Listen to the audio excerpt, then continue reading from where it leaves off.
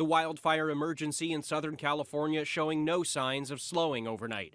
There's a new fire right there that's grown pretty quickly and is now getting closer to Runyon Canyon. A new fire erupting in the Hollywood Hills, marching toward iconic landmarks. Plenty of those embers are coming down on top of us. This palm tree outside a Hollywood home catching fire, neighbors jumping into action, grabbing a ladder and hose to save that house. The balcony was on fire and I went around the back to grab the garden hose. Firefighters dropping water from above.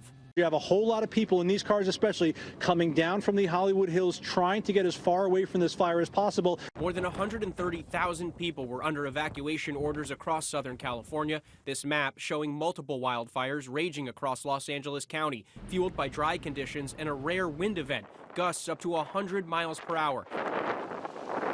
The fire in Pacific Palisades, now the most destructive in Los Angeles history, leveling entire blocks, reducing grocery stores and banks to rubble. The flames tearing through highly populated and affluent neighborhoods. Mansions reduced to flaming embers. More than 2,000 homes and buildings have been damaged or destroyed from Pasadena to the Pacific coast. The Eaton fire exploding to more than 15,000 acres in just 24 hours. Flames marching down the mountains into densely packed communities, killing at least 5 people. These images show before and after the flames consumed a neighborhood in Altadena. This is an elementary school. The building is starting to now completely fall apart. It's being pushed by these heavy winds, and as it moves, it is turning, as you can see, day into night, pitch black down that way. The California National Guard activating more than 600 service members in what's being called a massive response. Military police helping law enforcement and firefighters. Officials confident they can get a handle on the fires after the winds die down tomorrow.